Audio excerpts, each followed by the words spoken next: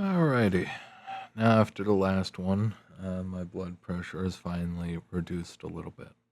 Last one, the one I just did, might never actually get posted because it touches on religious topics, and holy shit, you want to talk about a fucking can of worms? My god. Anyway, this one we are going to talk about why you should make friends with people in freight and logistics and trucking, of course. Now, okay. This is something that I am particularly good at. Okay. It has its benefits. When you know people who are working in warehouses, and we have warehouses constantly, they largely, the factories got offshored and warehouses took their spot. At least in terms of trying to get a decent paying job, especially starting out early. If you have a pulse, you can work in a warehouse. All right. The standards are pretty fucking low. And it shows most of the time, unfortunately. Anyway, you have to know people in logistics. You have to know people who work with freight every day. Why?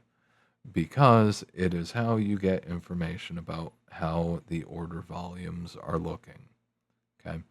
If all of a sudden what used to be full load orders are turning into LTLs, where it's less than load, where instead of companies, stores buying an entire truckload, they're buying half a truckload, a quarter truckload, an eighth of a truckload, which is what, 2 pallets?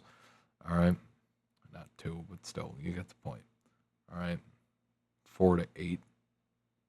I forget freight math. Anyway, make friends with these people and occasionally tap them for information. Okay. And I can tell you right now, volumes are down significantly. All right. This is from some other people that I won't necessarily mention, different warehouses, but oh, good lord. One moment. Hmm. Okay. Anyway, get to know people who work in freight and logistics. So you have the option to tap for information to get a read on how the economy is doing. If all of a sudden all of the orders are getting kicked back, or if they go from full loads to half loads to quarter loads, if everything is a multi stop trailer, you know the economy is doing fucking terribly. All right. And given there are, depending on the brand, store type, depending on the buyer, a lot of times they'll try to do LTL and they'll do duplicate orders like 4 or 5 times into one truckload. All right. That's completely normal. But also the overtime. The second that the overtime disappears is the second you know that shit's really bad. All right. If all of a sudden, all right, because there's kind of there's another side to that. But if a normal warehouse, all of a sudden the overtime disappears, all right, just abruptly, like, all right, no more OT, you know something's wrong. Okay. But then on top of it, there is a side to it where if the place is horrifically inefficient already, and a lot of them are, and for the truck drivers out there, I want you to know it's because the forklifts are being run twice as long as they're supposed to, and if the hydraulic lines aren't bursting and spraying all over the place and contaminating shit, it's because the forklifts are actively on fire while you're waiting there for God knows how many hours to get loaded and unloaded. Um, Given there are absolutely inefficient, lazy places, I won't deny that, but a lot of the places are running equipment so long that they literally are rolling fire hazards and they catch fire every fucking night. All right. Personal fucking experience here, guys. It is what it is. If it's a particularly inefficient operation, overtime will generally stay in effect even if the economy is shit, just because it's horrifically inefficient and it takes fucking ages to actually get anything done, especially depending on the company, depending on the systems they use to track, the units, whatever they are, could be anything. Whatever systems they use to track the units. New systems are rolling out all the fucking time. Things change. Things get messy. All right. Warehouses are not exactly good with change. All right. They're uh, slow, lethargic. Eh, it is what it is. Every operation is different, though. Anyway, you got to know what's moving and what isn't moving. Okay.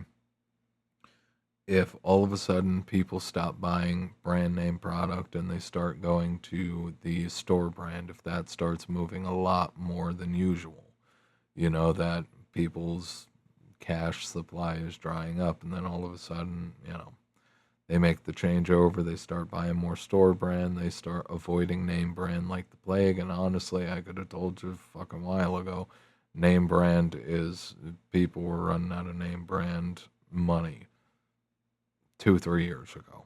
All right. It is what it is. If orders spike, of course, something big is coming. Okay. If there is a dramatic spike, all right, outside of the normal, order rushes. If there's a dramatic spike, it's because corporations know, because CEO types, they get the same kind of high level information that they're not allowed to, openly talk about in public. Okay. They know shit's gonna happen before shit happens. They order ahead of time to try to stockpile, to try to avoid losing any additional money. Okay. So if there's a massive spike, all right, across the board or one specific thing, if it's across the board, something big is happening. If it's one specific product, something big is happening specifically around that product. So it could be the logistics chain around fucking cocoa just collapsed. It could be literally fucking anything. Literally fucking anything. The sky's the limit in terms of how you can stretch that bit of information out and figure out exactly how and why everything's moving like it's moving. Okay. There are a ton of warehouse workers, truckers. There are tons of people who know shit. Even if they don't honestly know it, if you just get them to pay attention to shit, all right, they will. All right, and they'll start noticing shit, and you take that information, you run with it, you use it to plan out what you need to get into the future. Okay, if there is a sudden fucking spike, before it hits the fucking news, you're already at the supermarket, you're already at the store, you're getting what the fuck you need, and you're getting ready. Okay.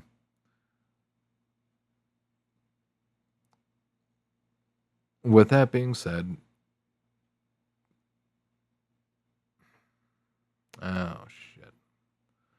I shouldn't make predictions. But with that being said, as always, prepare yourselves to the best of your ability for whatever might come your way. If you're interested in personal or business consulting, www.spadesconsulting.com without the dash. If you are interested in written content, check out the Substack below. And if you like and appreciate the video, even though I know I stumbled at the beginning, if you like and appreciate the video, like, favorite, sub, share, do all the things, ring the bell, tickle the bell, do everything to your heart's content to that bell. Leave a comment. I do read them. Hype it if it comes up. And I will see you all next time. Have a good one.